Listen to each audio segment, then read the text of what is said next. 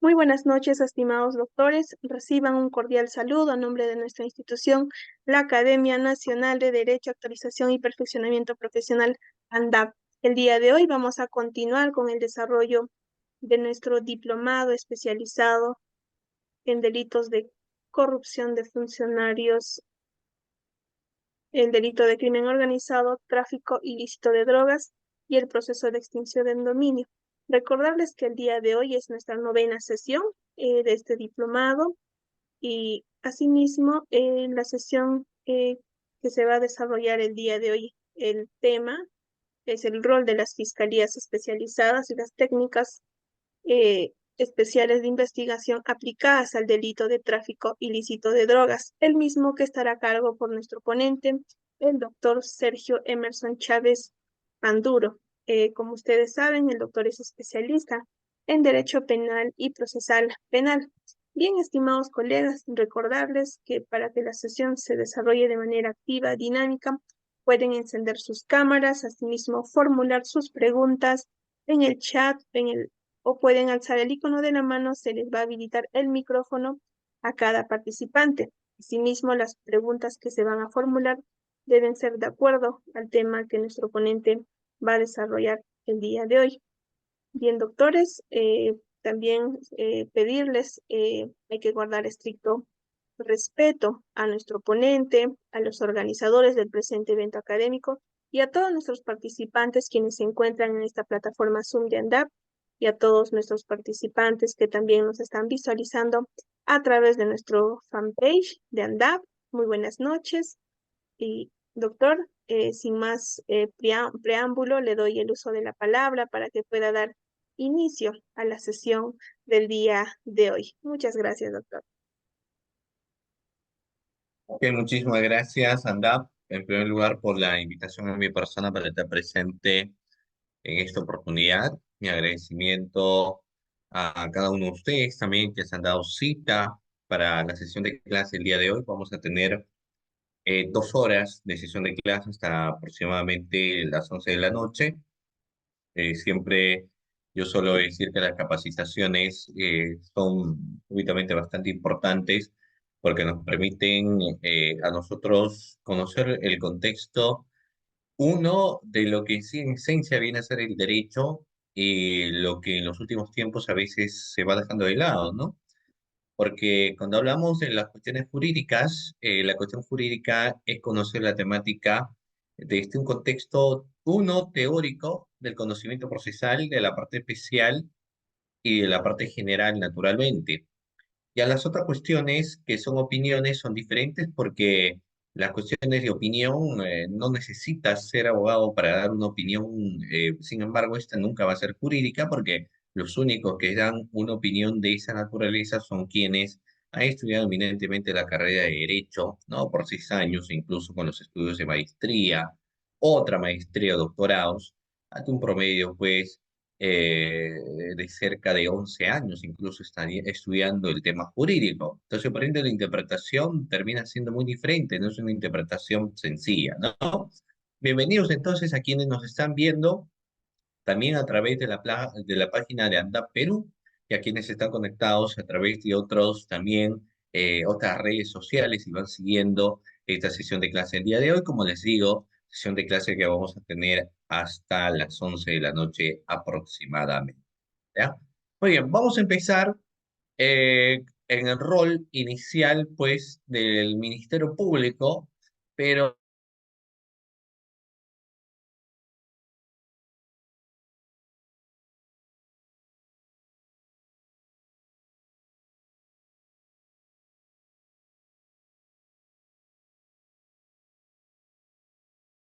de técnicas de protección de información. De acuerdo, muy buenas noches. ¿Qué tal? El doctor Javier. Muy buenas noches al doctor Javier que está conectado ya en esta sesión de clase. De acuerdo, muy buenas noches también a todos ustedes que se están conectando, estimados doctores. Bueno, entonces, ustedes saben que el Ministerio Público, ¿qué se dice del Ministerio Público, doctores? ¿Qué se habla del Ministerio Público? A ver, si tuvieras que dar un concepto del Ministerio Público, ¿cuál sería tu concepto inicial? Ustedes saben que tienen forma de participar, es una a través de la cajetilla de comentarios, y otra, obviamente, a través también de lo que viene a ser pues, la opción de levantar la mano para que ustedes puedan formular sus preguntas y estaremos respondiendo las inquietudes que sean necesarias. Ya, pero vayamos, estábamos hablando entonces, ¿cuál es el rol que tiene el Ministerio Público, doctores? ¿Qué se dice el Ministerio Público? Muy bien, ¿qué se dice el Ministerio Público? Muy buenas noches a la doctora Johnny Aime, ¿no? Maceo, muy buenas noches. Si tuvieras que conceptualizar o dar un concepto del Ministerio Público, ¿cuál sería? ¿Qué se dice de la Fiscalía?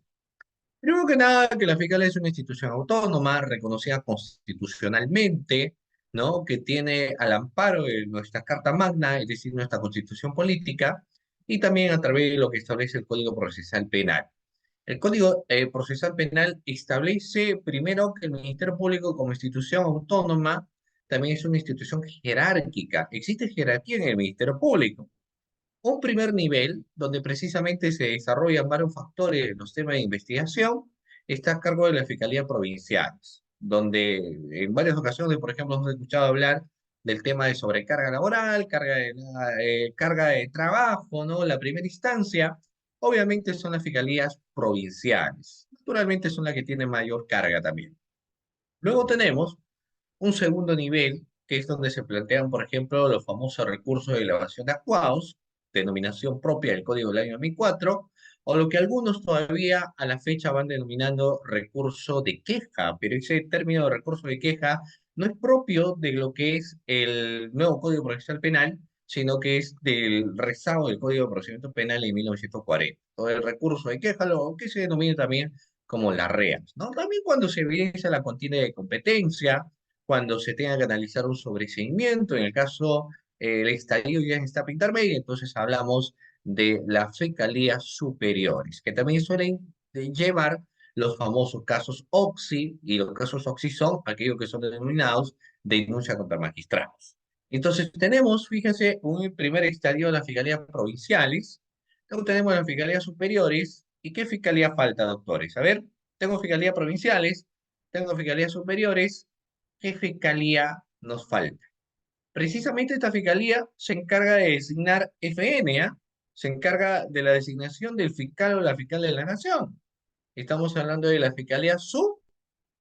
No, no, la fiscalía especializada no, porque el contexto de la especialización es diferente. Estamos hablando, fiscalía general tampoco, estamos hablando de la fiscalía suprema. Las fiscalías supremas, no, las fiscalías provinciales, fiscalías superiores, fiscalía suprema.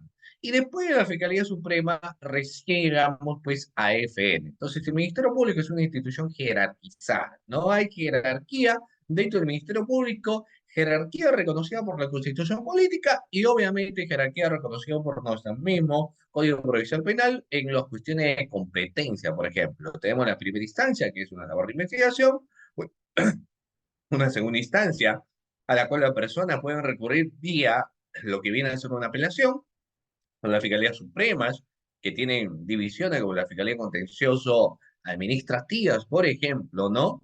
Que también tienen una competencia de investigación, pero en otras instancias. Evidentemente, la Fiscalía de la Nación o ser fiscal de la Nación, que es el cargo más grande, quien trabaja dentro del Ministerio Público finalmente podría aspirar, es decir, ser fiscal o fiscal, ¿no? Fiscal o fiscal de la Nación.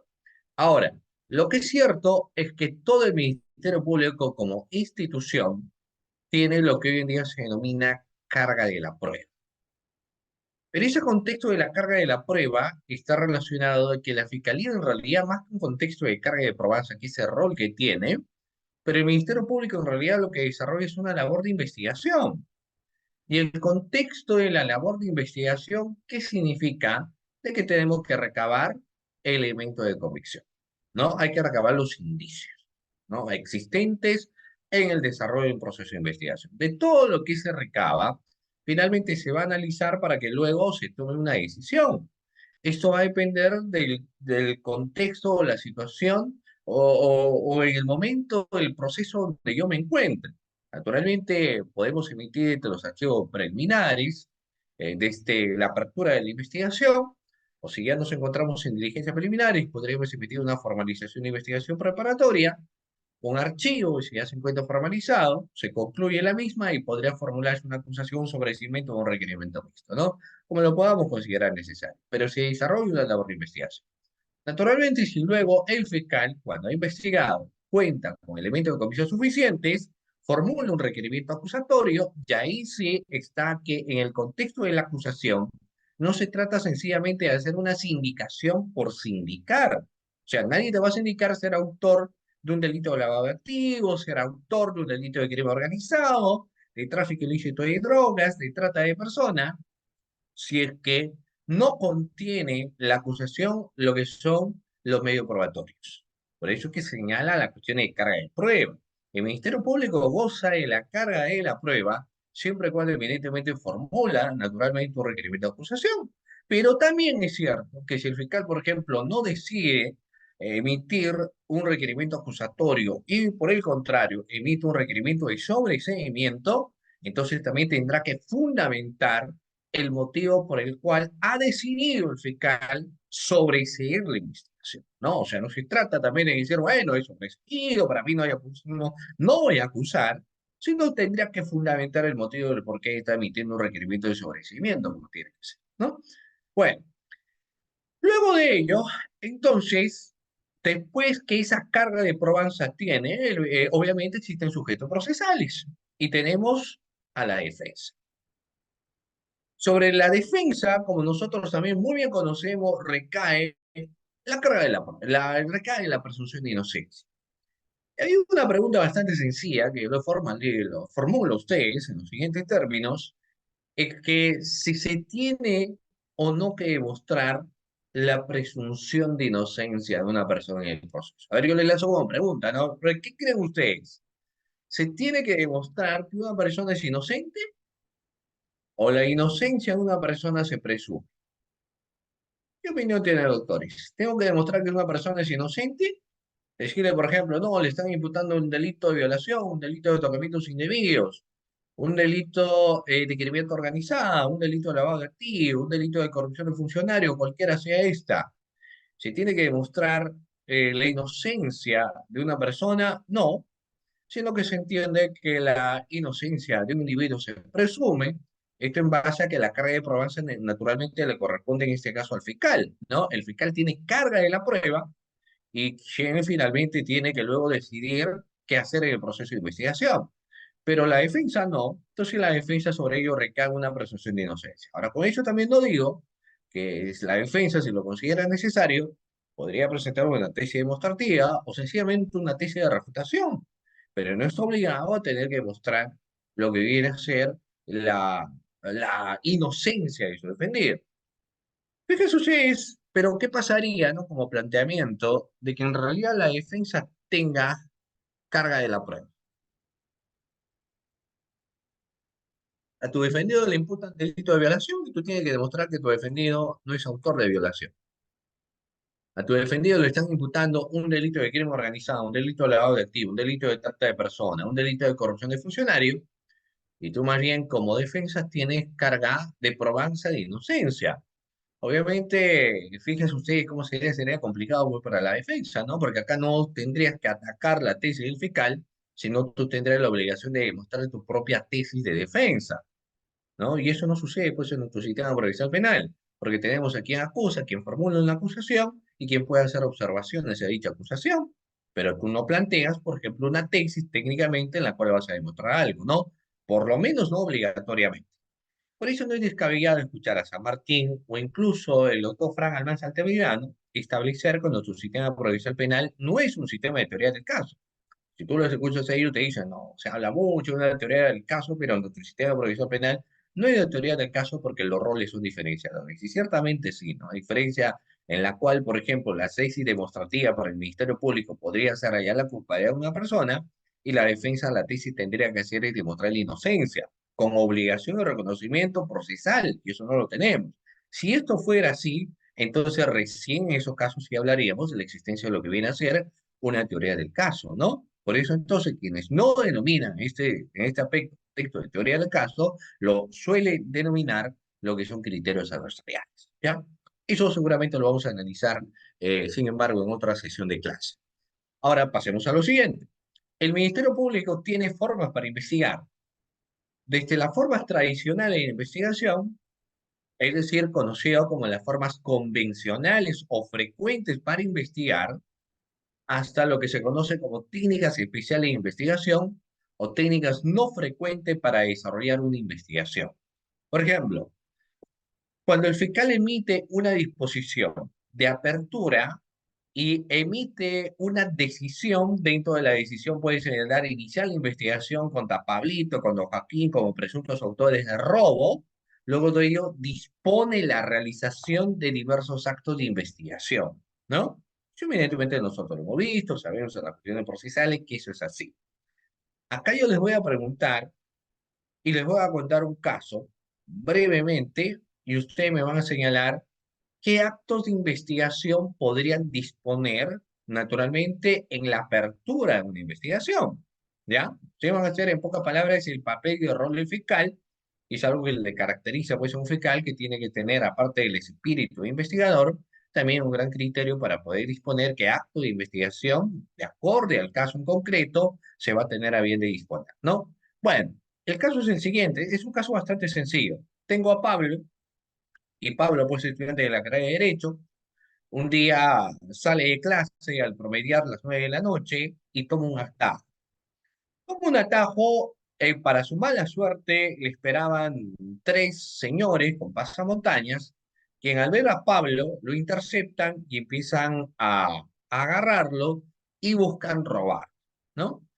Pablo tenía una mochila, tenía una bolsa y forcejea evidentemente con los delincuentes, craso error, porque uno de ellos saca un arma punzocortante y le da una estocada a la altura del corazón, muriendo inmediatamente Pablo. Los delincuentes salen del lugar, uno de ellos se tropieza, así que se saca la pasamontaña, y finalmente los tres delincuentes suben a una camioneta con lunas polarizadas sin rumbo conocido.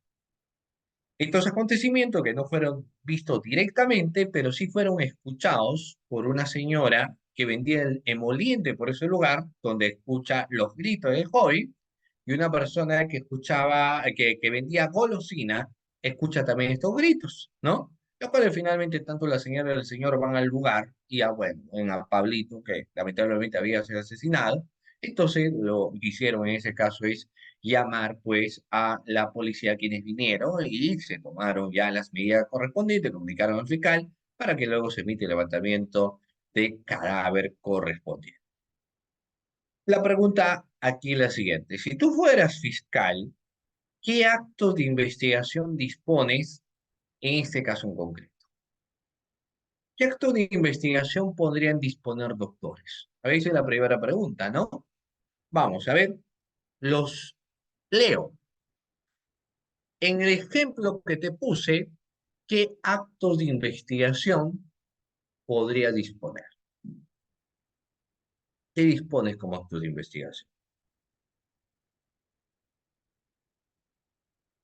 Y ni siquiera en este caso, ¿ah? ¿Qué acto de investigación tradicionalmente el fiscal emite en una disposición? Y acá ya estamos hablando de los contextos procesales. Acá estamos dejando de lado la parte general, estamos dejando de lado la parte especial, ¿no? Nos estamos yendo al contexto procesal y le estoy preguntando una cuestión básica. ¿Qué actos de investigación se impone? ¿No? Muy bien. Por ahí usted me dice interrogar. Eh, el término interrogatorio es un término que va más arraigado al tema de la etapa de juzgamiento. Por eso es que cuando alguien habla de interrogar, la cuestión de interrogatorio, contrainterrogatorio, que van de la mano con el mismo concepto de examen contra examen, son propias en realidad de un estadio tan espectacular, tan interesante como viene a ser la etapa de juzgamiento. Aquí en este caso, preferiblemente es programación de declaraciones que pueden ser indagatorias o declaraciones testimoniales. Y hay algo bastante interesante porque cuando hablamos de declaraciones indagatorias, una declaración indagatoria, doctores, ¿a quién se formula o sobre quién se formula una declaración denominada indagatoria?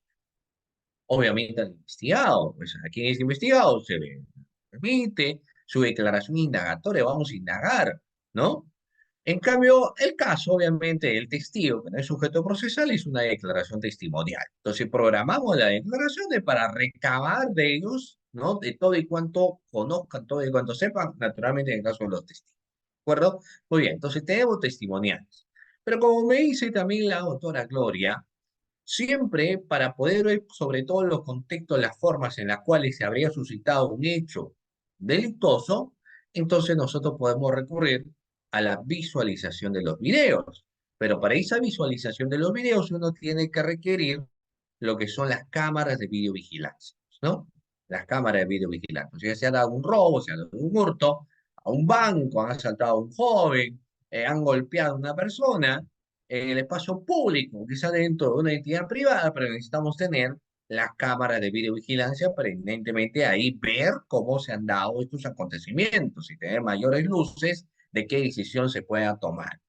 Ahora, una pregunta bastante sencilla porque ahí va de la mano en el contexto de la celeridad del proceso, es cuánto tiempo creen ustedes que una cámara de videovigilancia permanece ahí con la grabación del video, ¿no? O sea, su capacidad de almacenamiento de una cámara de videovigilancia, ¿cuánto tiempo creen ustedes que?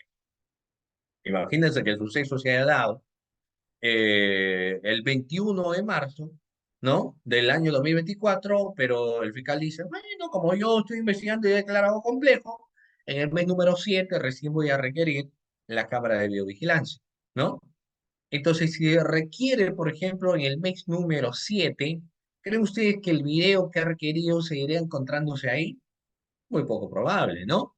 Ahora, evidentemente varía mucho respecto a la capacidad de almacenamiento que tienen, pero muy pocas veces llega a 30 días. Ahí se puede llegar solamente a 15 días, o en algunas ocasiones 10 días. Entonces ahí ingresa esa naturalidad de no solamente de la celeridad del proceso, sino que si el caso se encuentra en el estadio o en la subetapa del proceso de investigación que vienen a ser las diligencias preliminares, es precisamente cumplir con lo que éste exige, que es realizar actos urgentes e inaplazables, ¿no?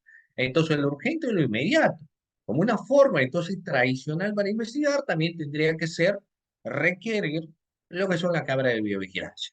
Por ahí me ha señalado, claro, el análisis de las huellas dactilares y todo lo que se va a recabar y que va a constituir finalmente prueba preconstituida, declaraciones que vas a tener las cámaras, ¿no? Que forman parte y son los documentos también en base a lo que establece el Código Procesal Penal, y todo acto de investigación que tienda a esclarecimiento de los hechos delictuosos. Eso forman parte de lo que son los medios tradicionales o comunes para desarrollar una investigación. Pero, doctores, fíjense ustedes que estas formas tradicionales, les voy a contar un poquito del contexto histórico que es importante, es antes de Palermo. O sea, existe, fíjense ustedes, una situación antes y después de Palermo. Y cuando digo Palermo, estoy hablando de la Convención de Palermo. Aquí yo les voy a preguntar algo que es de cultura general jurídica. Si yo hablo de la Convención de Palermo, en la Convención de Palermo, ¿qué problemática social o qué contexto político criminal se debatía en esta Convención de Palermo? A ver, ¿quién me dice qué problemática social o qué contexto político criminal se establecía en la Convención de Palermo? Que se dio en Italia, obviamente en la ciudad de Palermo, en el año 2000. Es un contexto, muy bien, es un contexto, doctores, como ustedes saben, desde una perspectiva bastante interesante político-criminal. Sí, les estoy preguntando, pues, ¿qué análisis se realizó en aquellos entonces? O sea, ¿de qué se habló? Oh, bien, la doctora Jacqueline. ¿De qué se habló? De un delito que siempre va de la mano, pues, en comparaciones con el contexto de lo que viene a ser una banda delictiva, ¿no? Y estamos hablando de un contexto de organización criminal. Doctores, cuando hablamos de Convención de Palermo, el contexto con la Convención de Palermo siempre va de la mano con los contextos de organización criminal, que ahora no nos olvidamos, ¿no?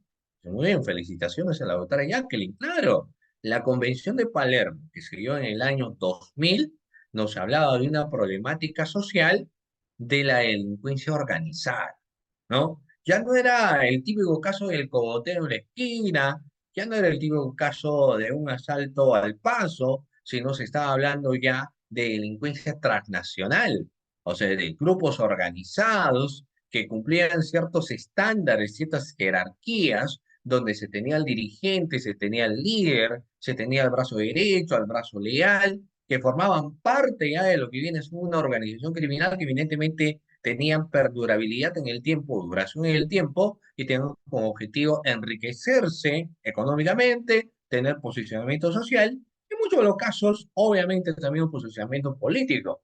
Entonces, la problemática existente era una problemática, claro, como dice el doctor Richard, era cuestión de roles dentro de la organización criminal y era una problemática pues social. O sea, te enfrentabas a grupos organizados y a esos grupos organizados no lo ibas a enfrentar con las técnicas convencionales para investigar. O sea, no solamente lo ibas a investigar con una declaración, a ver, te cito a declarar como investigado, te cito a declarar a los testigos, pido camaritas. O sea, no iba a ser una forma tradicional para poder investigar si no teníamos que ampararnos en lo que es las técnicas especiales de investigación. Por eso canté esa problemática en Palermo, problemática en contexto político criminal, ¿no? Sobre la delincuencia organizada, se estableció formas no convencionales o no tradicionales para hacer frente a los temas de organización criminal. Y aquí entonces vamos a hablar de las técnicas especiales de investigación. Como se dice técnicas especiales de investigación, no siempre se utilizan estas técnicas especiales de investigación, sino que las técnicas especiales de investigación se van a ampliar, por ejemplo, como les estaba señalando, cuando tenemos casos de organizaciones criminales, ¿no? Bueno, claro, es posible que se tenga investigaciones de lavado de activos, pero dentro de la organización, dentro de una presunta organización criminal, o cuando se tenga, por ejemplo, problemáticas de delitos de corrupción, pero quienes lo cometen son personas que forman parte de una organización criminal. Entonces, ante esas situaciones es donde uno va a recurrir no a las formas tradicionales para investigar, sino uno recurre a las técnicas especiales de investigación, ¿no? Bueno, vamos a ver. Como ustedes pueden ver aquí, incluso estas técnicas especiales de investigación tienen un bagaje histórico que va más allá de Palermo. Tenemos, por ejemplo, lo que fue la Convención de las Naciones Unidas contra el tráfico ilícito de estupefacientes y sustancias psicotrópicas del 20 de diciembre de 1988, o sea, de aproximadamente 35 años atrás, donde se estableció, por ejemplo, que tenían que existir formas distintas para hacer frente a los temas de TIC. Y ahí ya era un papel importante que tenían que desenvolver quienes eran los agentes policiales, ¿no? Y aquellos servicios de inteligencia para enfrentar estas problemáticas ya de una organización mayor. Ahora, naturalmente, en la Convención de las Naciones Unidas contra la delincuencia organizada transnacional que se dio en Palermo en diciembre del año 2000, lo que se hizo es establecer en el artículo 20, numeral 1, primero el procedimiento de las técnicas especiales, pero también se dio un concepto a las técnicas especiales para investigar, porque se dijo que las técnicas especiales de investigación venían a ser instrumentos para poder, uno, desarticular organizaciones criminales, y obviamente en base a ello recabar los elementos de convicción y llegar, pues, lo que todos buscamos, entiendo hoy en día, a la verdad material de los acontecimientos suscitados, ¿no? Pero hay algo bastante interesante. En esa convención de Palermo se estableció operaciones denominadas técnicas especiales de investigación. Entonces, ahora yo les voy a hacer una pregunta que ya va a un contexto procesal. Y espero naturalmente ustedes que me respondan. Hace un momento yo les preguntaba sobre las técnicas convencionales o frecuentes para desarrollar una labor, tomar una decisión. Y ahora la pregunta que yo les formulo es, ¿y cuáles son las técnicas especiales para investigar? A ver, enuméreme, estimado estudiante de Derecho. Estimado abogado junior, abogado con experiencia, señáleme cuáles son o qué técnicas especiales para investigar conoce. A ver, enumeren 30 segundos, doctores, para que me señalen todas las técnicas, o un minuto para que ustedes me señalen todas las técnicas especiales para investigar. Mínimamente, a ver, intenta acertar uno nomás, ¿ya? A ver, vamos, doctores. Mencionen todas las técnicas especiales de investigación que ustedes conozcan. Todas, ¿ah? Todas las técnicas especiales que ustedes conozcan. Eso es básico. A ver, por ahí me han dicho videovigilancia, pero lo que pasa es que la videovigilancia, que es una forma interesante hoy en día, que yo creo que sí podríamos nosotros señalar que debería ser considerada una técnica especial de investigación moderna, pero la videovigilancia no lo establecía en la Convención de Palermo. Eso hay que tener mucho cuidado. En la Convención de Palermo del año 2000 no nos hablaba de una videovigilancia como una forma o método de técnica especial de investigación. Ahora, evidentemente yo sí comparto de que después, porque no podemos tener, mira, el año 2000, estamos en 2024, 24 años, el contexto social y la sociedad ha mutado, ha variado, ¿no? En la sociedad por el año 2000, de inicio del siglo, no, 21, del nuevo milenio, como en su momento se señalaba. Entonces creo que después de 24 años, yo sí creo que el tema de la videovigilancia debería ser considerado hoy en día también como una forma especial para investigación porque resulta siendo bastante recurrente, pero no lo considera, en todo caso, Palermo. Así que si viniera una pregunta para un examen y si te dijera la videovigilancia es una técnica especial para investigar, entonces diríamos que no lo es, ¿no? Porque no lo reconoce como tal. Pero paradójicamente es una de las que lo suelen utilizar, ¿no? Muy bien, sigamos. Si tenemos, por ejemplo, la entrega vigilada de bienes, el uso de agentes encubiertos o conocido como los famosos topos. Luego establece, obviamente, la vigilancia electrónica en todos los aspectos más, ¿ya? Muy bien. Ahora, una pregunta sencilla que yo le voy a formular. Ante todo caso, ¿yo voy a utilizar siempre una técnica especial de investigación o no? Hace un momento lo dije, ¿ah? Si yo, por ejemplo, tengo que investigar hurto, investigar robo, que lo ha cometido una persona, ¿tendré que recurrir a una técnica especial de investigación? Si yo veo un contexto de feminicidio, ¿tengo que arribar a una técnica especial de investigación? Si vemos los contextos de violencia contra la mujer y los integrantes del grupo familiar, tengo que arribar a una técnica especial de investigación, doctores, ¿qué opinan? ¿Tengo? ¿Puedo? ¿Debo?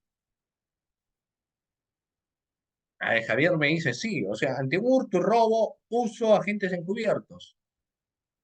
Ante un hurto y robo, videovigilancia. Ante un hurto y robo, interceptación de las comunicaciones. ¿Así funciona? Ojo, estamos hablando de las técnicas especiales de investigación, ¿ah?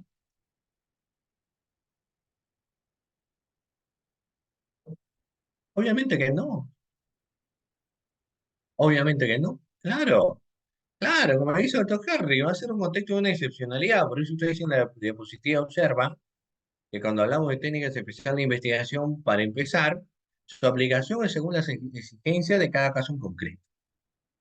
Realmente hoy en día, y ahí ingresan pues el contexto, por ejemplo, de las fiscalías especializadas, porque hoy en día ya se tiene, dependiendo de cada delito, las fiscalías especializadas que precisamente van a ver concerniente de cada hecho en concreto, de cada investigación en concreto.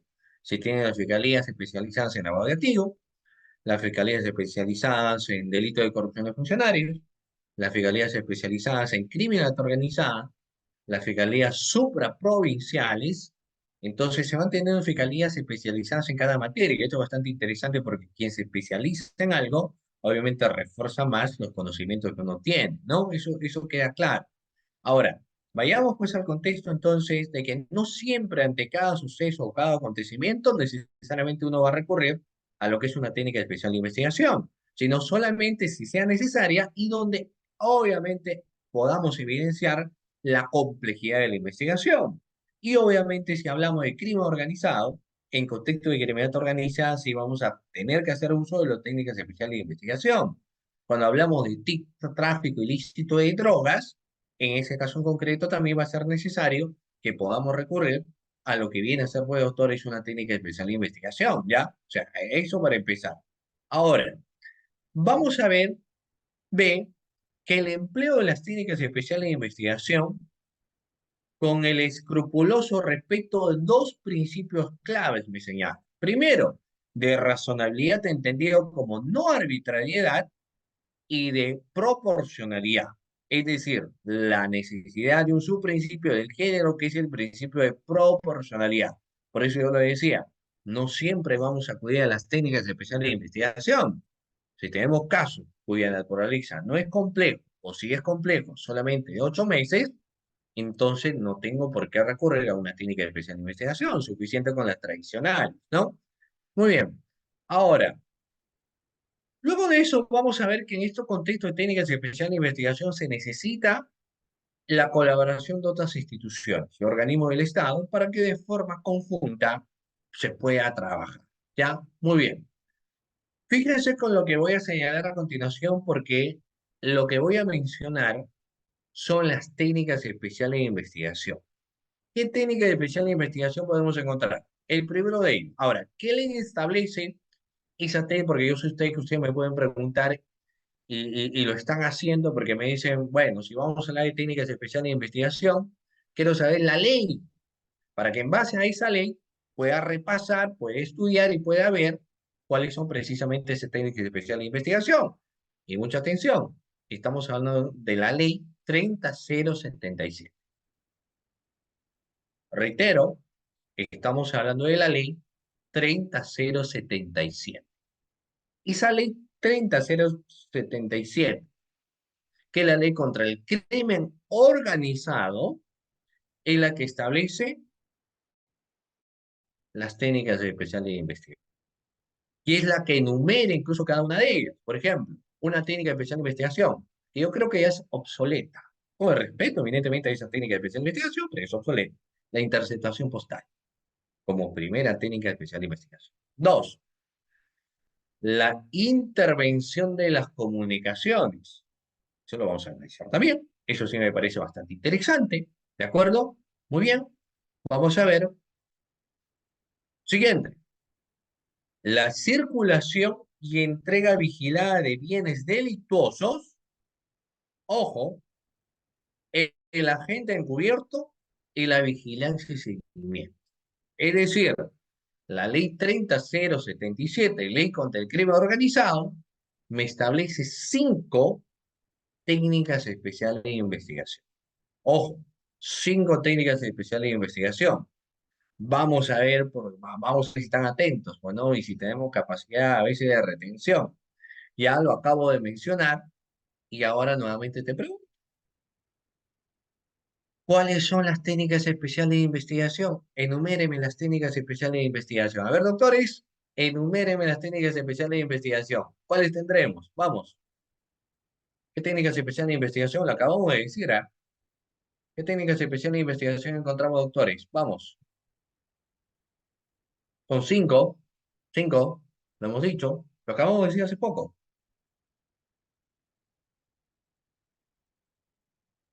¿Cuáles son? Ya, a ver, vamos a ver. Enumérame las 5, no me digas uno.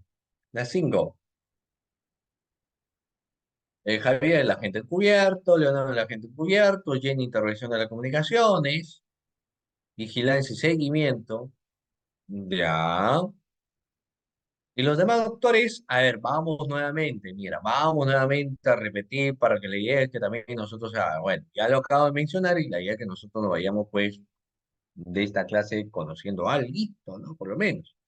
Bueno, no se olviden, tenemos la interceptación postal. Ya, en un momento lo voy a explicar. Lo que estoy enumerando es que una técnica especial de investigación es la interceptación postal.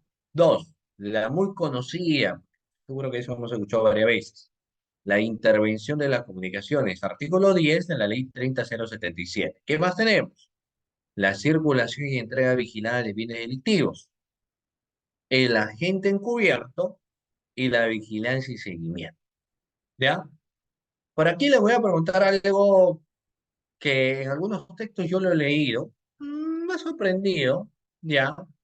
Pero cuando se hablaba de la colaboración eficaz, ¿y saben por qué me ha sorprendido? Porque a la colaboración eficaz lo ponían como una técnica especial de investigación, ¿no?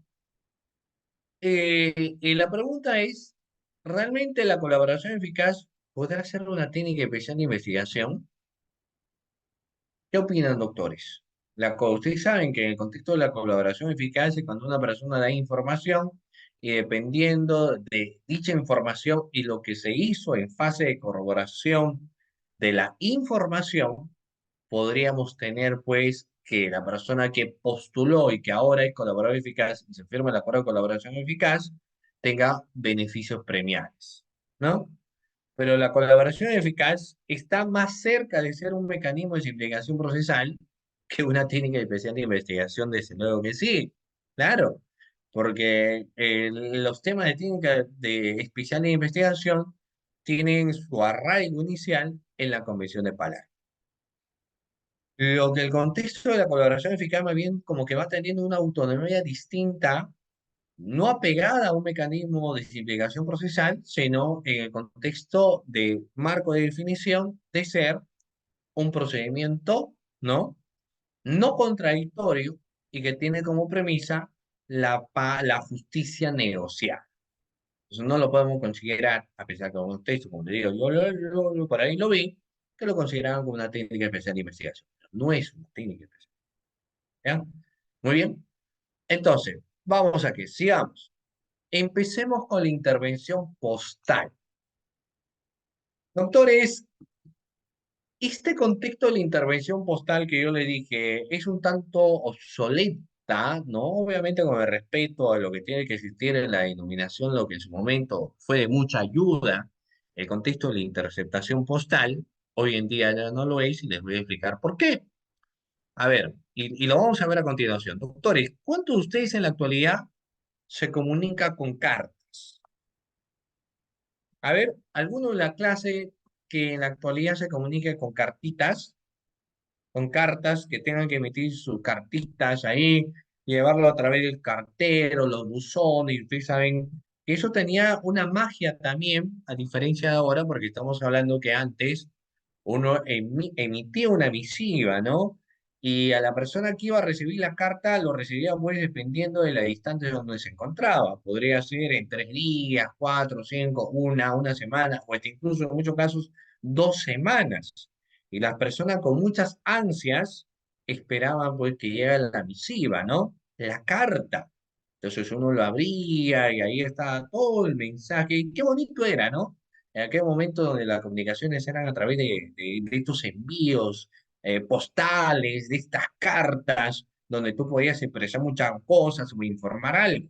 Y la respuesta que también dabas era a través de las misivas y cartas. Entonces ahí iba pues Jaimito el cartero, quien iba llevando estas misivas. Y qué bonito era, porque aparte de eso, uno redactaba bien, pues, ¿no? O sea, la redacción era muy buena, por lo menos tenía que mirarte en redactar, porque de esta manera, si no lo hacían, no te podían entender, porque las personas no se comunicaban como hoy en día. Era, era distinto, ¿no? Sin embargo, vamos a ver, claro, hoy en día, yo sé porque sobre todo las nuevas generaciones de los estudiantes de Derecho no nacieron con una carta, no nacieron con el entendimiento de lo que es una carta, sino que nacieron con un celular. Ya hoy en día los chicos nacen, parece mentira, en vez del pan con el brazo, pareciera que más bien nacen con el celular en el brazo, ¿no? Porque tú ves infantes de 3, de 4, 5 años que manejan el celular de una manera que empiezan manejando mejor el celular y no escriben nada, ¿no? Pero ya manejan, porque no ves que El celular lo pueden manejar distinto, incluso con voz o mencionar algo, y han aprendido eso. Entonces, la interceptación postal para aquellos entonces como una técnica especial de investigación extraordinaria. ¿Por qué? Porque ¿cómo creen ustedes que se comunicaban quienes formaban parte de una organización criminal? Pues llamada, ¿cómo creen ustedes que se comunicaban, doctores, las organizaciones criminales por los años 2000, 1925, 1990, 1985, 1800? ¿Por llamaditas? No, no había celular, pues, ¿no? No había WhatsApp, no había TikTok, no había esos medios. Todas las comunicaciones eran a través de cartas. Entonces, si alguien que formaba parte de una organización criminal quería dar información a otra persona que se encontraba en otro lugar, entonces lo hacía a través de una cartita. Ah, muy bien.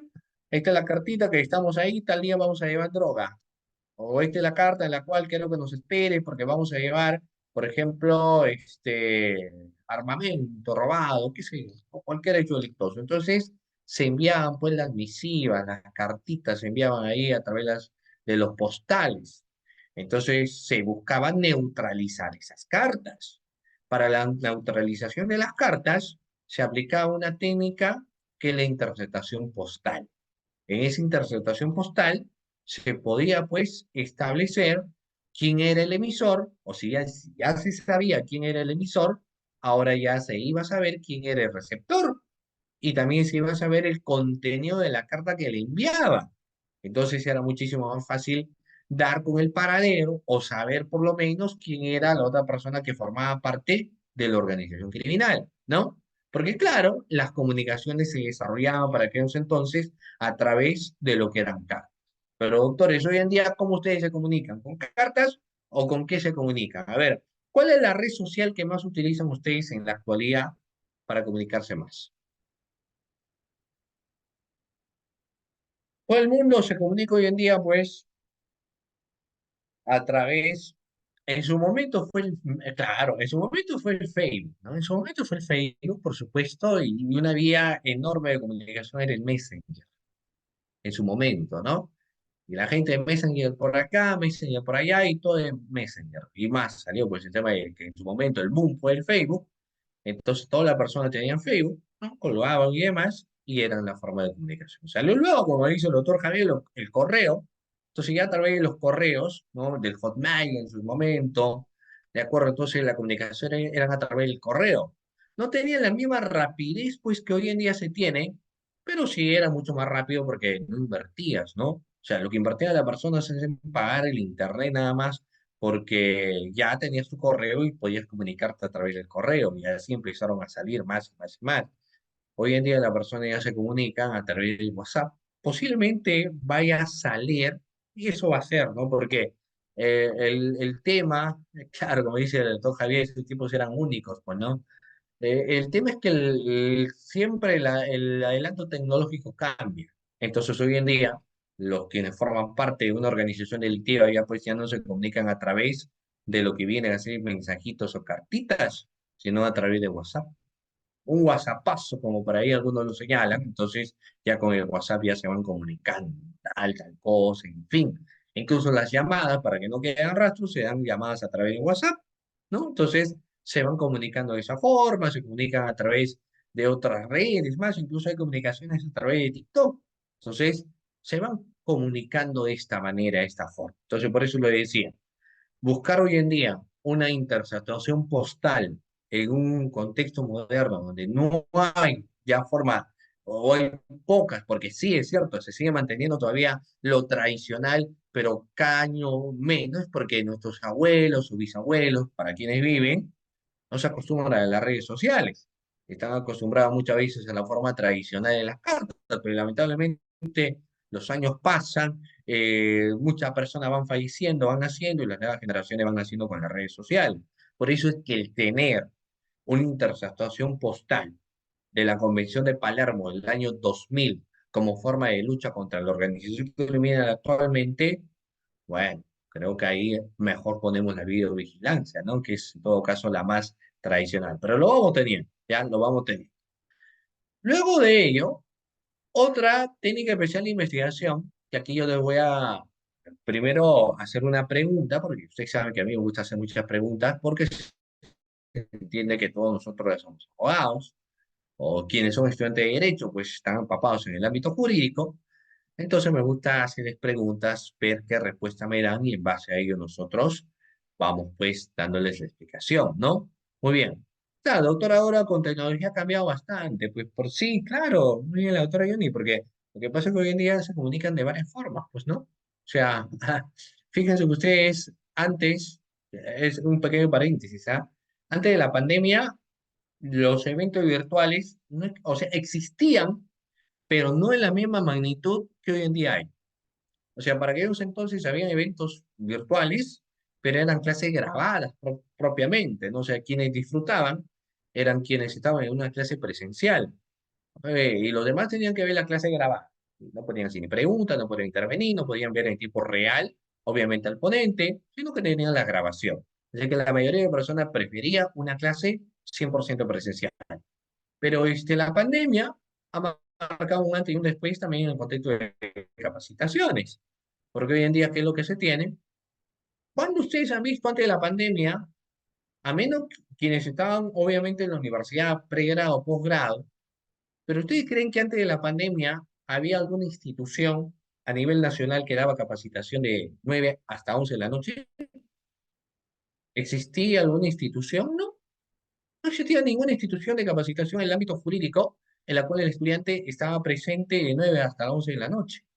Lo único que tenía que hacer es repasar una clase grabada o ser finalmente autodidacta, pero no estabas conectado como hoy en día lo puedes estar, ¿cierto? Entonces fíjense cómo es que el adelanto tecnológico ayuda bastante, ¿ya? Muy bien. Los tiempos han cambiado, por ende que creo que deben acuñarse, y este es como incluso una alternativa de trabajo universitario, para una sustentación de tesis, es buscar incorporar algunos contextos de técnicas especiales modernas de investigación, porque incluso estas técnicas de Palermo, ya años, va a terminar siendo una forma convencional, frecuente y no aplicable a situaciones tecnológicas como hoy en día, ¿no?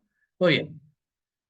Otra técnica de presión de investigación bastante vigente hoy en día, y creo una de las más importantes, es la intervención de las comunicaciones.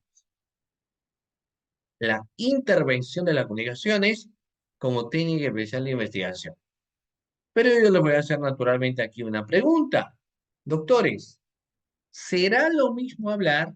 Miren con lo que le voy a preguntar. ¿Será lo mismo hablar de una intervención de las comunicaciones con el levantamiento del secreto de las comunicaciones? ¿Será lo mismo hablar, doctores, de una interceptación de las comunicaciones con el levantamiento del secreto de las comunicaciones o no? ¿Será lo mismo, doctores? ¿Qué opinan?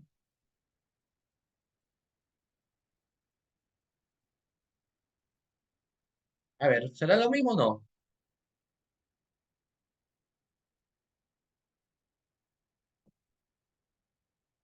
¿Es lo mismo o no es lo mismo? Jacqueline me dice no, Johnny me dice no, Lenovo me dice no, y me dicen lo mismo. Porque puede ser, es la pregunta que yo les estoy formulando finalmente a ustedes, ¿no? ¿Será lo mismo hablar de una interceptación de las comunicaciones y de un levantamiento secreto de las comunicaciones o no?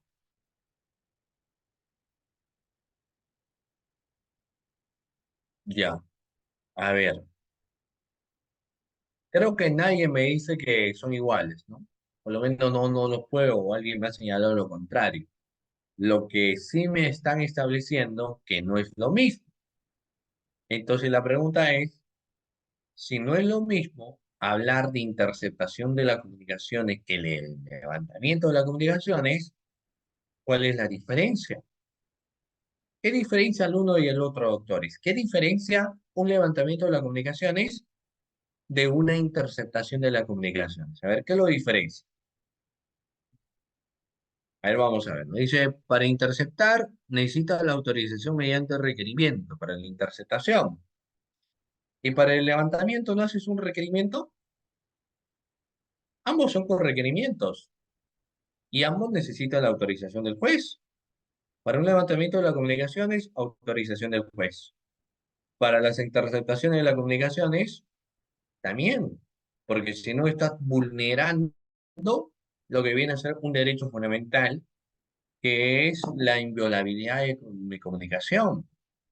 Tú no puedes interceptar lo que yo estoy conversando en tiempo real, porque yo puedo conversar muchas cosas y lo que deseo, lo que considero necesario, y con la persona que lo considero necesario, porque más bien quien realiza lo que se puede decir una interceptación de esa comunicación, más bien va cometiendo un delito. Entonces, ustedes han escuchado, doctor, el famoso chuponeo. ¿Qué es lo que pasa en el contexto del chuponeo? Existe una transgresión o vulneración al derecho fundamental que es la inviolabilidad de mis comunicaciones. Entonces me van poniendo micrófonos ocultos y demás, y me van monitoreando todo lo que hablo. Y si de ellos, por ejemplo, sacan alguna información, esto más bien decae en lo que viene a ser la teoría del árbol envenenado, porque esto viene a ser una prueba prohibida. Por eso es que ambos, una interceptación de las comunicaciones y un levantamiento del secreto de las comunicaciones, se realizan con mandato judicial. Entonces tendría que haber otra diferencia. ¿Qué diferencia encontraremos, doctores? Entonces, si no es igual, hay diferencias. ¿Qué diferencias encontramos? Lo voy leyendo, a ver, doctores, ¿qué diferencias encontramos? Acá me decían, por ejemplo, el levantamiento es con orden judicial, ambos necesitan la orden del juez. Entonces, eso no es una diferencia. ¿Qué diferencia encontramos? Otra Jacqueline me dice, el levantamiento del secreto es para averiguar sobre sus movimientos bancarios y la interceptación de la comunicación es sobre sus móviles. Claro, pero yo no estoy preguntando la diferencia entre el levantamiento secreto de las comunicaciones con el levantamiento secreto bancario. Eso no es mi pregunta, porque obviamente el caso del levantamiento secreto bancario son cuentas bancarias, movimientos, depósitos que se habrían dado. Por ese lado no va la pregunta que estoy formulando. La pregunta que yo estoy formulando es qué diferencia encontramos entre una interceptación de las comunicaciones y un levantamiento secreto de las comunicaciones. Esa es la pregunta. Y en base a esa pregunta, la respuesta. A ver, acá tengo al doctor Víctor. El doctor Víctor me dice lo siguiente. El doctor Víctor me dice, interceptación es de las llamadas a partir de la autorización, mientras que el levantamiento es de comunicaciones anteriores. Vamos bien. A ver, vemos acá. Tiempo real de interceptación, levantamiento de las comunicaciones es un tipo diferente que quedaron grabadas. A ver, le voy a poner casos prácticos. Por ejemplo, un caso práctico. Si te llega un informe de control donde se establecen los hallazgos de presuntas irregularidades que se habrían acaecido en un proceso de contratación, ¿no? Tú realizarías, o sea, ya te llega el informe y te dicen, el proceso de contratación se ha llevado a cabo en el año 2022. ¿Ya? Hay un proceso de contratación que en ese año se ha llevado a cabo. Y tú dices, yo necesito saber qué es lo que han conversado. O dices, necesito saber qué conversa. Entonces, si te llegó un informe el año 2022, para que tú investigues como fiscal, ¿qué podrías disponer? ¿Una intervención de las comunicaciones o un levantamiento de las comunicaciones? ¿Qué dispones, a ver, estimado amigo? ¿Qué dispones? Vamos.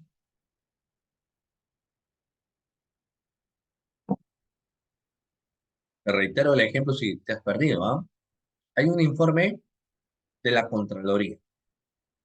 Han hecho una auditoría, donde te señalan que habrían encontrado irregularidades en un proceso de contratación o proceso de licitación. Y tú necesitas saber entre quiénes ha existido conversación, cuánto tiempo de conversación.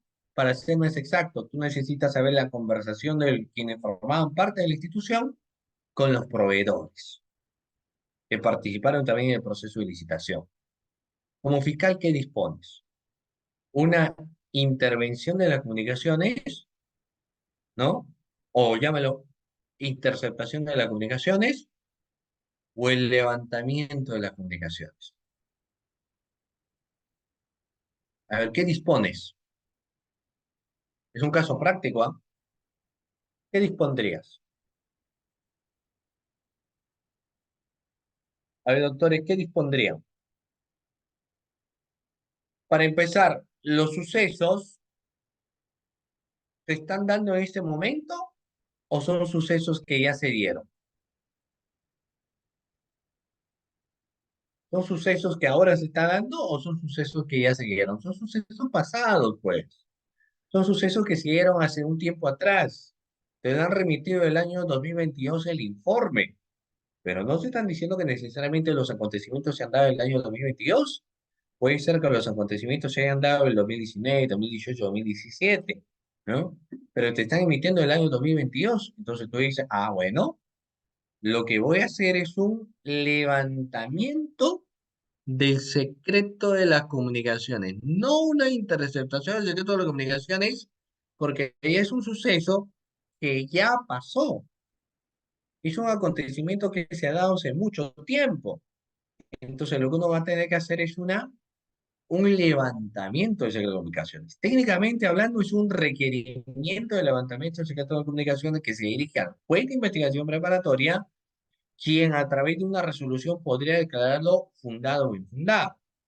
En un levantamiento del secreto de comunicaciones se da entonces para llamadas que ya se han suscitado, pero que me resultan siendo interesantes para saber, por ejemplo, qué comunicaciones se han dado. ¿Cuánto tiempo de comunicación se dio? ¿Cuántos son las llamadas entrantes y las llamadas salientes, los mensajes entrantes y los mensajes salientes? Entonces uno hace un levantamiento del secreto de las comunicaciones. Pero, ¿qué sucedería? Y acá te pongo otro ejemplo.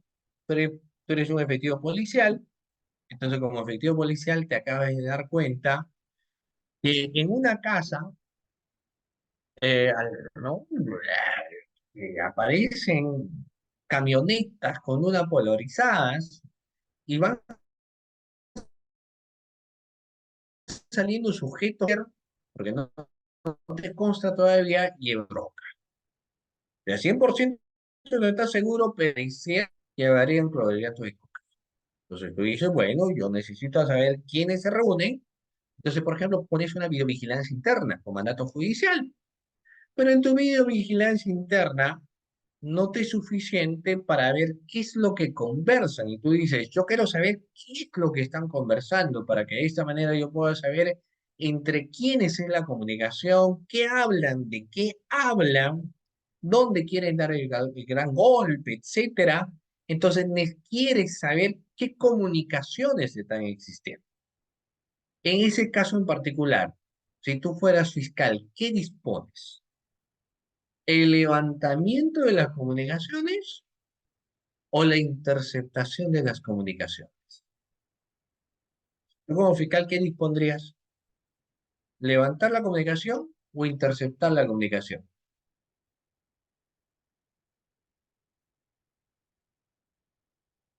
¿Qué dispondrías a ver, estimado amigo, si fueras fiscal? ¿Levantamiento de la comunicación o interceptación de la comunicación?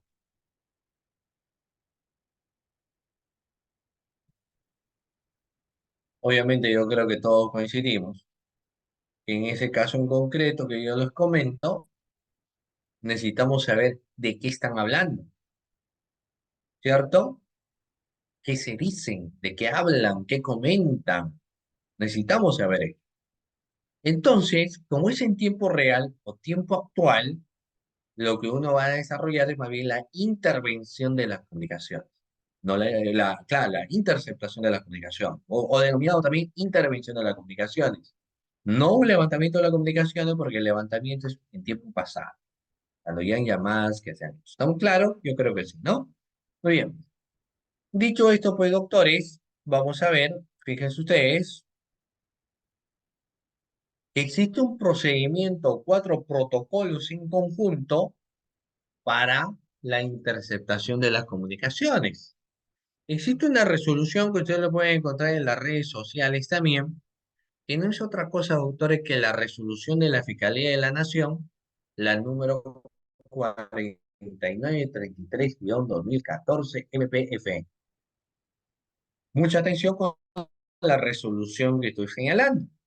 La resolución de la Fiscalía de la Nación es la 49 33-2014 MP-FN, donde se aprobaron 4 protocolos de actuación conjunta de las medidas limitativas de derechos y obviamente dentro de ello teníamos allanamiento, impedimento de salida, intervención de las comunicaciones telefónicas y el levantamiento del secreto bancario, reserva tributaria y bursaria, ¿no?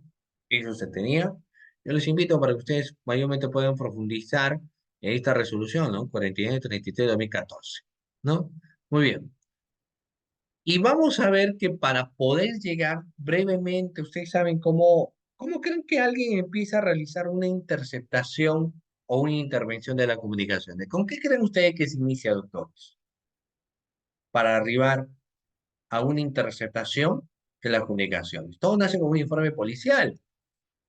El policía, a cargo de la investigación criminal, en adelante lo que se suele denominar también las famosas pesquisas, podrá obtener números telefónicos, podrá obtener el SIN, el email, la dirección IP, los correos electrónicos y otros datos de identificación de las personas involucradas a través de acciones de inteligencia y cualquier otra fuente legítima, ¿no? La policía también cuando corresponda verifique el abonado, el número a qué empresa está suscrito y el número activo, si lo utiliza la persona investigada, entre otros aspectos. Después que los efectivos policiales emiten el informe policial, entonces existe un requerimiento que se va a hacer al Ministerio Público. Recibido el informe policial, el fiscal evaluará si las mismas están primero debidamente fundamentadas y contiene pues, todos los datos necesarios, ¿no? Hay una evaluación, hay un requerimiento al fiscal. El fiscal lo evalúa y dice, bueno, me parece que está muy bien, entonces lo voy a requerir, ¿no? Formalizará. En este caso hay un plazo. ¿Cuál es el plazo? El plazo de que el informe policial hasta la aceptación del fiscal tiene que transcurrir 24 horas como máximo. Luego de ello, el fiscal lo que formula es lo que viene a ser, pues, un requerimiento pedido para que se declare fundado la interceptación de las comunicaciones, ¿no? Después de ese requerimiento va a existir una resolución judicial, porque el juez va a tener que ponderar también dicho requerimiento que el juez podría señalar lo siguiente, ¿no? Declararlo fundado o infundado este requerimiento y se notifica la resolución y luego se pasa a la ejecución de la medida. La ejecución de la medida no es otra cosa que ya la interceptación de las comunicaciones que se tiene que dar en tiempo real. Ahora, naturalmente no solamente pues van a estar escuchando, sino va a ser necesario que hagan un control o reexamen, ¿ya? Muy bien, doctores, siendo exactamente las las 10:20 de la noche. 10:20 de la noche, viernes 22 de marzo. Voy a preguntarle, doctores, quiénes están todavía hasta ahora, en horas de la noche, despiertos y capacitados.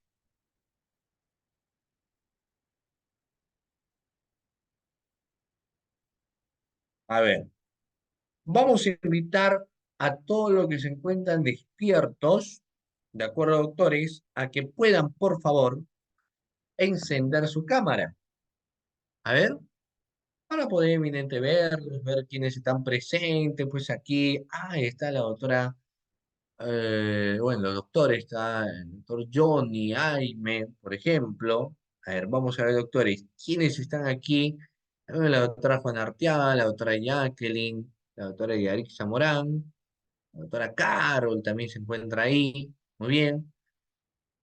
Muy bien, doctores, así, y aprovecho para, estamos, claro, y también voy a aprovechar pues para preguntarles, ahí veo a quienes están, lógicamente, ustedes pues encendiendo su cámara, pero aprovecho a preguntarles también, ¿desde qué parte de nuestro hermoso Perú, doctores, están conectándose en esta sesión de clase? ¿Desde qué parte estarán conectados, doctores, en esta sesión de clase el día de hoy, ¿no? Porque ustedes saben, se van conectando a diferentes lugares.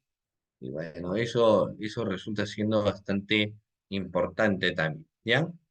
A ver, vamos, doctores. ¿De qué parte están conectados en esta sesión de clase?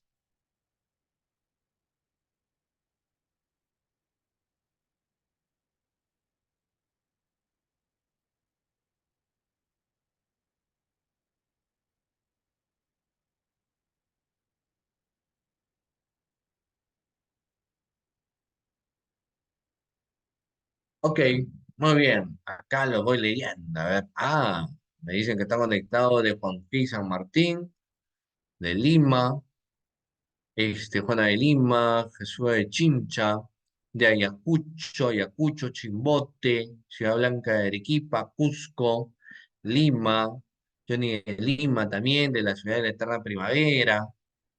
Ya, muy bien, correcto.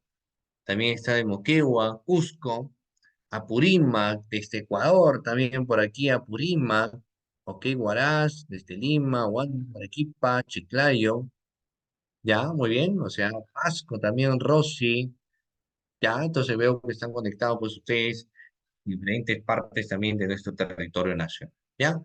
Muy bien, doctores, a ver, vamos aquí a seguir con la circulación y entrega vigilada de bienes delictosos, pero voy a continuación, de acuerdo, doctores, vamos a hacer, les voy a anotar, ¿de acuerdo? Pues ustedes lo han señalado, pero vamos a hacer, doctores, un momento, un pequeño acá, a ver, el chat, ya. Vamos a hacer, doctores, un pequeño receso, un receso de 6 minutos, ¿ok? Y regresamos, ¿ya?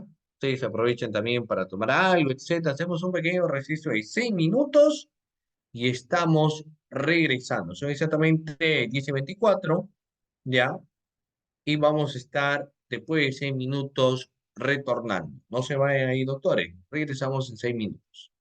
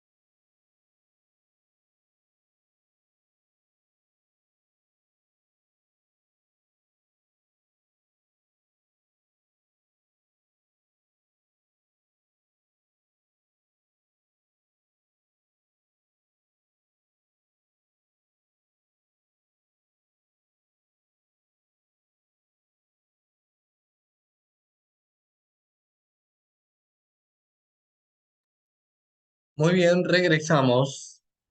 Regresamos, doctores. Ok, muy bien.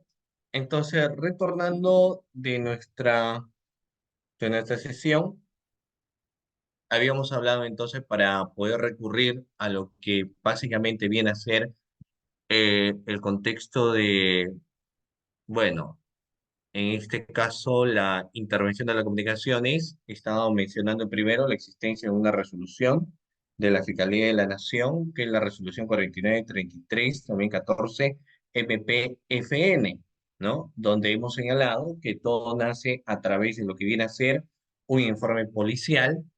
El informe policial es para obtener lo que vienen a ser, en este caso, los números telefónicos, el SIM, la dirección IP y los correos electrónicos y otro dato de identificación de las personas que son involucradas.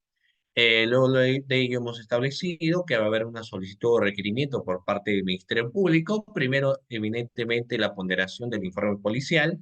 El fiscal lo evalúa y en base a ello se tiene el plazo de 24 horas como para poder, en este caso, requerir al juez competente respecto a lo que va a ser este requerimiento de la interceptación de las comunicaciones. Luego de ello, el juez pondera y puede emitir lo que viene a ser una resolución. Esta resolución que ya va a autorizar lo que viene a ser la interceptación de las comunicaciones y en base a ello se va a realizar la ejecución de la medida. La ejecución de la medida la realiza el Ministerio Público una vez que para ello se va a notificar el apoyo de la Policía Nacional del Perú, concretamente en este caso de la Oficina de Apoyo Técnico Judicial, y el fiscal es el responsable de supervisar la intervención y el control de las comunicaciones. El fiscal dispondrá a la vez que la policía adopte las acciones necesarias para verificar y perennizar los hechos en materia de controversia. Todo lo que se desarrolló en el contexto de lo que viene a ser la interceptación de las comunicaciones va a proceder luego a lo que viene a ser su repetida transcripción, ¿no? Se transcribe todo lo que ha sido materia de la interceptación de las comunicaciones, pero naturalmente la que es materia de los hechos de investigación. Ahora, naturalmente, dentro de esa interpretación de las comunicaciones puedo obtener cierta información de sucesos. Por ejemplo, si yo realizo una interceptación de las comunicaciones, porque estoy investigando la presunta existencia de una organización criminal que se dedica al tráfico ilícito de drogas. Sin embargo, de dicha interceptación de las comunicaciones puedo advertir, por ejemplo, que encontramos acontecimientos que están relacionados al tópico de lavado de activos. Entonces, también en ese caso, podemos hacer uso de lo que viene a ser la prueba trasladada. ¿Ya? Muy bien. Otra forma, o conocida como técnica especial de investigación, es la circulación, entrega vigilada de bienes delictuosos. Esto se encuentra en el artículo 12 del marco de la Convención de Palermo, donde faculta, por ejemplo, a las personas a dejar pasar, o a los efectivos policiales, dejar pasar la droga de un lugar a otro.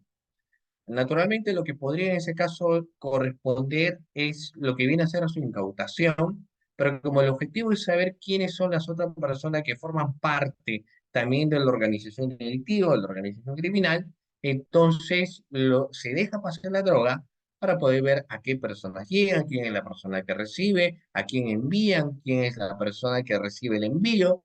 Entonces se tiene que hacer esto de manera cuidadosa y ahí ingresa el imperio, pues, de lo que viene a ser la circulación y entrega vigilada de bienes delictuosos. ¿Ya?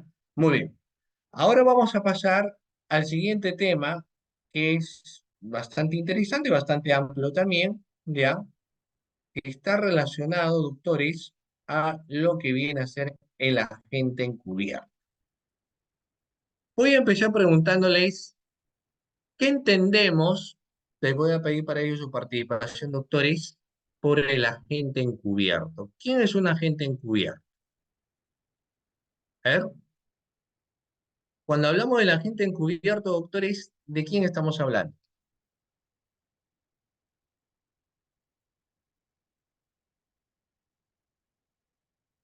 ¿Quién es un agente encubierto?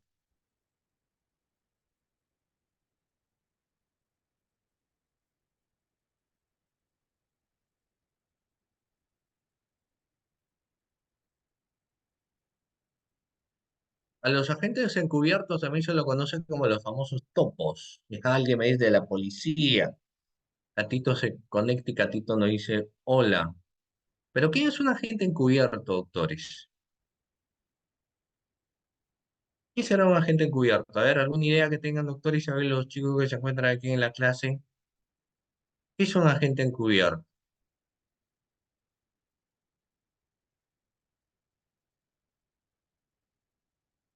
¿O quién, mejor dicho, es un agente encubierto?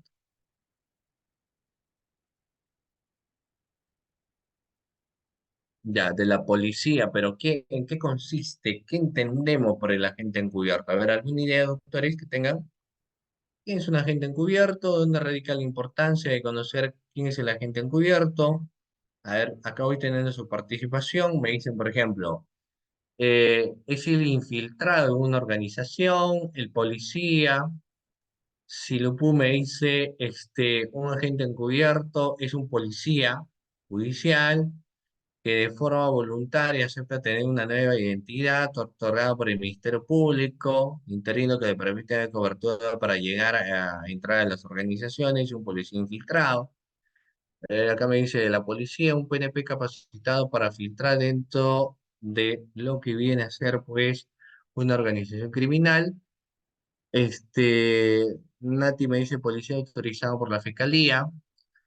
Bueno, ciertas nociones del contexto de agente encubierto tenemos, pero vamos evidentemente a profundizar más el contexto del agente encubierto, ¿ya?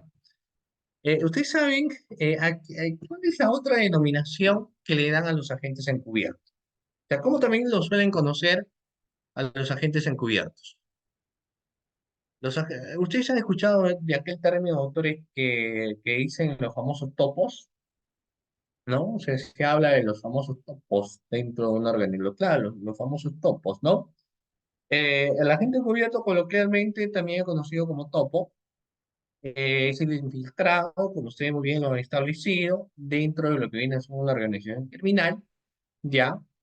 Sin embargo, en su esencia, un agente encubierto no, o el famoso topo tiene un bagaje historial diferente, porque incluso a lo que en su momento se le conocía como detectives privados, terminaban siendo unos topos, ¿no? Pero naturalmente la naturaleza de un detective privado hoy en día es diferente, no solamente inmiscuido para el descubrimiento de algunos hechos ilícitos, sino también para poder dar información de quien requiera el servicio de lo que viene a ser un agente encubierto, ¿no?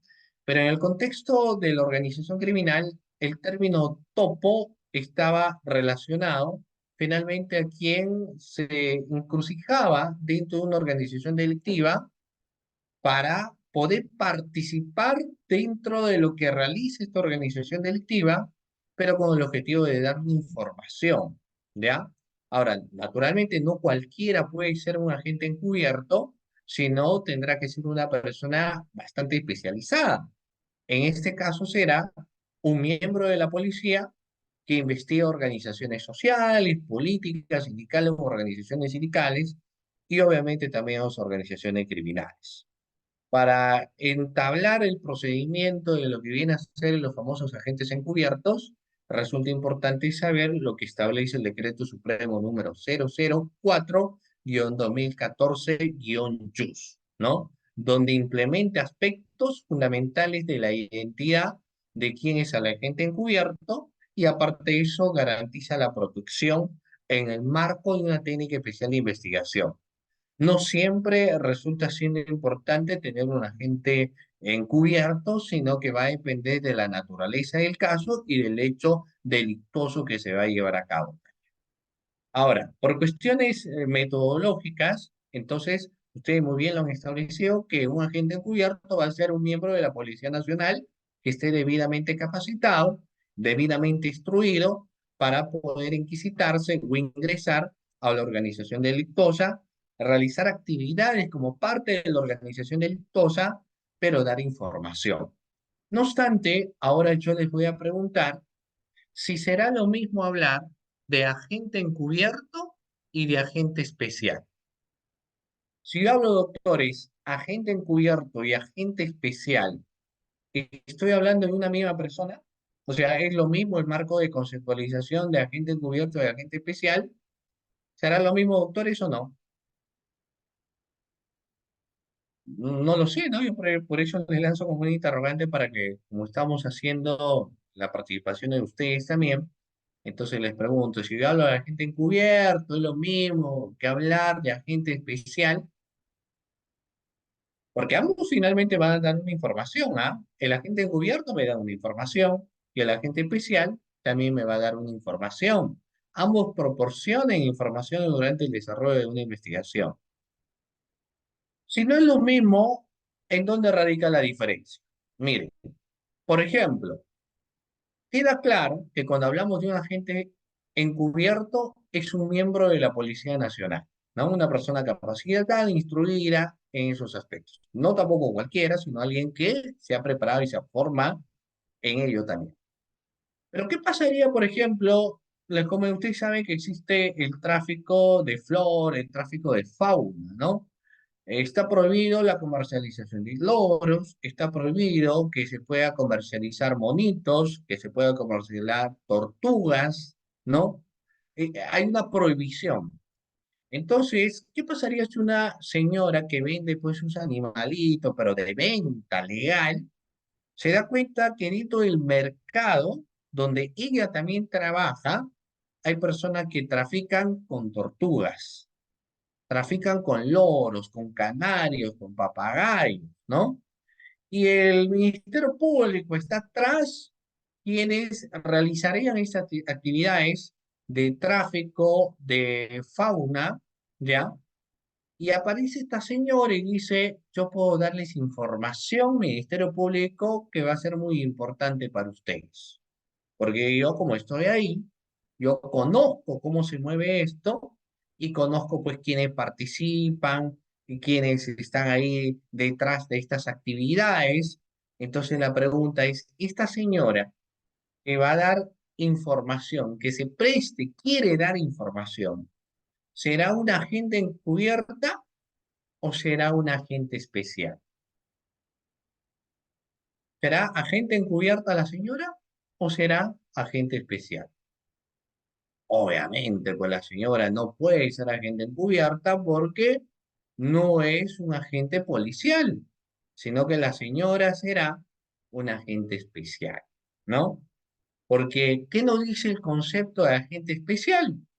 Es un procedimiento similar al agente encubierto, pero mediante el cual un ciudadano por el rol o situación que está inmerso dentro de la organización criminal, sin necesidad de ser y formar parte de la organización criminal, actúa y realiza acciones para proporcionar las evidencias discriminatorias del ilícito penal. O sea, finalmente, quien puede ser agente especial es cualquier persona que participa de alguna actividad, ¿no? No va, obviamente, formar parte de la organización, pero sí se encuentra ahí, pues, ¿ya?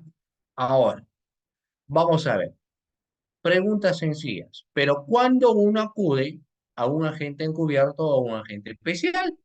Si investigamos robo, hurto, ¿podemos tener un agente encubierto, doctores, o no? Robo, hurto que lo comete una banda delictiva. ¿Qué opinan? ¿Puedo tener agente encubierto?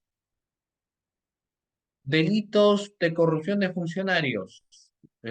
Proceso de licitación, proceso de contratación, si llegar a mayores, solamente en estos términos. ¿Necesito un agente encubierto? Si investigamos lesiones simples, lesiones graves, si investigamos delito de violación, ¿necesito agente encubierto?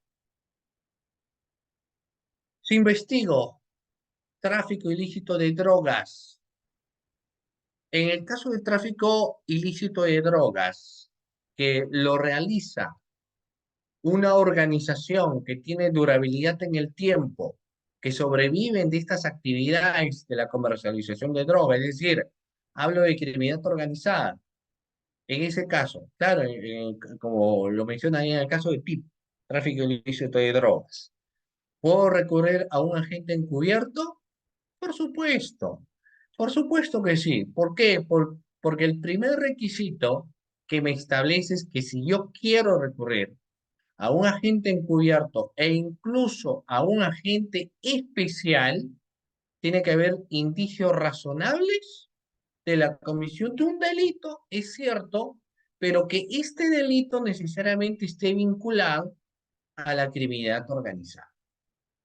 Necesariamente que esté vinculado a o a un contexto de organización criminal, ¿no? O como les digo, criminalidad organizada. ¿Ya? Muy bien. Ahora, vamos a ver, vamos a ver aquí. Luego, solamente hay que ver porque si yo tengo, a ver, por una cuestión lógica y una cuestión también de requisito de procedibilidad. No es lo mismo un tip que una organización criminal que se dedica, por ejemplo, al sicariato. Si tú tuvieras una organización criminal, estás investigando una criminalidad organizada que se dedica al sicariato, ¿podrías enviar un topo o llámese en este caso un agente encubierto? ¿Qué harías? O sea, dirías, bueno, yo investigo también organización criminal que se dedica al sicariato, que se dedica a la extorsión. Implementas un topo, doctores, ahí, un agente encubierto. El primer requisito te dice de que si esta organización criminal, lo puedes. Pero no es lo mismo, pues, una organización criminal o una organización deltosa o una criminalidad o un crimen organizado, pero como comercialización de flora, ¿no? De flora ilegal, de fauna ilegal. Acá en este caso es distinto. Por eso es que otro requisito en el contexto del agente encubierto es que solamente se aplica en situaciones de riesgo controlado, ¿no? Riesgo controlado. Si no hay un riesgo controlado, yo no puedo exponer al agente encubierto. Ahora, ¿puedo obligar a una persona que sea agente encubierto? O sea, a un efectivo policial donde diga, no, tú vas a ser el agente encubierto, ¿lo puedo obligar? Tampoco, porque me dice que su participación debe y tiene que ser una participación voluntaria. O sea, no lo puedes obligar, ¿ya? Luego vamos a ver que la correspondencia de las circunstancias que actúan previstas en el delito investigado, también las posibilidades reales de infiltración de la agente a la organización criminal, porque no siempre se va a poder, y preparación especial de la agente propuesto, ausencia de antecedentes discriminados o criminales, obviamente, de quién va a venir a ser también agente encubierto. Entonces, todos estos son requisitos previamente. Claro, mucho puede depender, claro, alguien que me dice, porque es cierto, si yo quiero tener un riesgo controlado, pues no voy a enviar solamente un agente encubierto, tendría que tener una escucha de las comunicaciones, ¿no? Para saber qué me dice, qué habla, cómo está. Ahora, el agente encubierto puede participar en los hechos delictuosos. Por ejemplo, si se dedica al tráfico ilícito de drogas. O sea, el agente encubierto sí podría participar, sí podría incluso llevar la droga, recibir la droga, obviamente no comete un delito por más que desarrolle ello, a menos que la gente encubierto de ideas. Es decir, diga, esto se hace de esta forma, de esta manera, de esta otra forma. Si aporta ideas, entonces ahí sí la situación cambia, ¿no? El agente encubierto se estaría convirtiendo en autor de un delito porque va dando ideas. Sí puede participar, pero sin dar ideas. Ahí tenemos varios procedimientos autores que obviamente ustedes dicen los materiales lo van a tener. ¿Ya? Muy bien. Dejo esto para pasar aquí a estas últimas diapositivas que está relacionado. Un momento. Mm,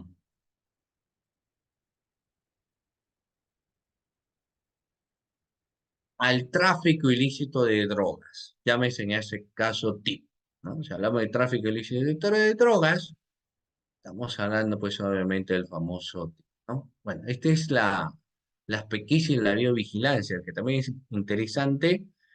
Quizás la videovigilancia, como les decía, no es técnicamente una forma no convencional de investigación, ni mucho menos. Sin embargo, paradójicamente la que más se suele utilizar, ¿no? Ya eso sí ya tiene, y viene pues en otra naturaleza. ¿Ok? Vamos a ver aquí, tráfico ilícito de drogas, concepto. Respecto al tráfico ilícito de drogas, podríamos decir lo siguiente. El tráfico ilícito de drogas tiene otro nombre también. ¿Cuál es el otro nombre que se le conoce a aquella actividad del tráfico ilícito de drogas, doctores? También, ¿cómo se le conoce al tráfico ilícito de drogas? ¿Quién me dice? ¿Cuál es el otro nombre que se le da al tráfico ilícito de drogas? Hablamos de narcotráfico.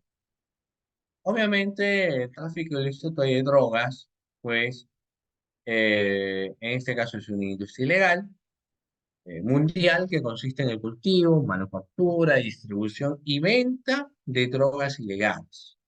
Como consecuencia, se ha formado un mercado ilegal de sustancias estupefacientes y psicotrópicas que produce, pues, enormes beneficios a quienes forman parte o realizan estas actividades y genera a nivel social una gran problemática, ¿no? Porque muchas personas bajo el consumo de estas sustancias psicotrópicas finalmente van cometiendo delitos.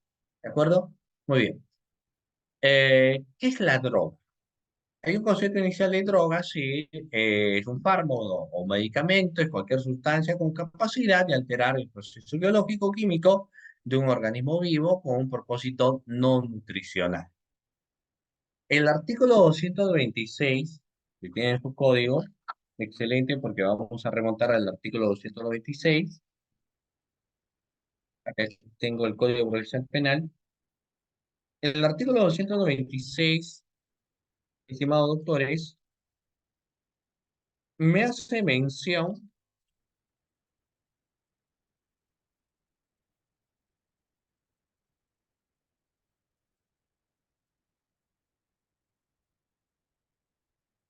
al delito de tráfico ilícito de drogas. ¿Ya? Acá tenemos la sección 3 del Código Penal. Les había dicho Código Procesal Penal. Vamos a ver, vamos a ver. Fíjense, estamos hablando del delito de impunición, no tráfico ilícito de drogas. Fíjense ustedes, vamos a ver. El artículo 226 nos habla de un primer delito reprimido en el Código Penal que está relacionado a la promoción, favorecimiento o facilitación del consumo ilegal de drogas tóxicas. Digamos, es el primer auge en represión que se tiene, ¿no? Promoción, favorecimiento o facilitación del consumo ilegal de drogas tóxicas. ¿Y qué es lo que sanciona este artículo 226? Me dice, el que promueve, el que favorece, facilita el consumo ilegal de drogas tóxicas, estupefacientes o sustancias psicotrópicas mediante actos de qué, cuáles son los comportamientos que se reprimen. La fabricación, ¿de acuerdo? O tráfico, fabricación o tráfico, es decir, quién fabrica la droga con estas sustancias o finalmente quién lo vende, ¿no? Luego vamos a ver que el que posee drogas tóxicas, estupefacientes o sustancias psicotrópicas para su tráfico ilícito, tiene una represión que va a oscilar entre los 6 a 12 años. ¿De acuerdo? También tenemos otro comportamiento que se va a reprimir y nos establece el que provee, produce, acopie o comercialice materias primas o insumos para ser destinados a la elaboración de drogas o en que cualquiera de sus etapas de maceración, procesamiento o elaboración o formado facilito financie dichos actos, ¿no? Y finalmente, el que toma parte de una conspiración de dos o más personas para promover, favorecer y facilitar el tráfico ilícito de drogas. Si yo hablo en ese contexto, naturalmente estamos hablando ya de bien puede ser de una banda delictuosa o bien estamos hablando de una organización criminal, pero que se dedica a la comercialización de drogas. El sujeto activo es cualquier persona, pero que tiene determinadas reglas de conductas, quien fabrica, quien promueve, quien facilita el consumo de las drogas. Y el sujeto pasivo, en este caso, está conformado en realidad por la colectividad, ¿no? Por la población. O sea, el tema del consumo excesivo de las sustancias de droga, como le decía, genera pues una problemática en el contexto social. El análisis de subjetividad de todos los marcos delictuosos, ¿no? De aquí del 296 hacia adelante, está relacionado con un marco de comportamiento que se va a dar bajo el imperio del dolo. ¿De acuerdo? Muy bien. Ahora, las situaciones se suelen agravar en este contexto, por ejemplo, si el agente es funcionario, ¿de acuerdo? Si el agente tiene profesión de educador, si el agente es médico, farmacéutico, químico, odontólogo o ejerce profesión sanitaria, o el hecho que es cometido en el interior o inmediación en un establecimiento también de enseñanza, es decir, estamos hablando de los colegios, universidades, pregrado, posgrado, si en estos contextos se evidencia que se ha dado algún tipo de consumo de droga, entonces las cuestiones son súbitamente muchísimo más, pues, peligrosas. Existen varias formas en las cuales puede llevar la droga, vía marítima, terrestre, aérea. El tema está de que ahí vamos a ver que tendría que existir, pues, los controles correspondientes. ¿De acuerdo? Muy bien, doctores, siendo ya prácticamente las 10 de la noche, ya los materiales lo estamos repitiendo con la doctora Shuri. No me queda, pues, en primer lugar, doctores, que agradecerle, doctores, a cada uno de ustedes que están presentes aquí en esta sesión de clase, agradecerles a quienes han estado participando muy activamente en la sesión de clase el día de hoy. Mi agradecimiento a ANDAP Perú nuevamente por la cordial invitación a mi persona para estar presente y mis felicitaciones a todos ustedes que siendo ya exactamente 1 minuto para las 10 de la noche están presentes pues en estos eventos. Muchísimas gracias entonces, doctores. Cuídense muchísimo y yo mediante pues espero verlos en una próxima oportunidad. Muchísimas gracias, doctor Sergio Emerson. Estar capacitando a nuestros participantes de ANDAP hasta estas altas horas de la noche.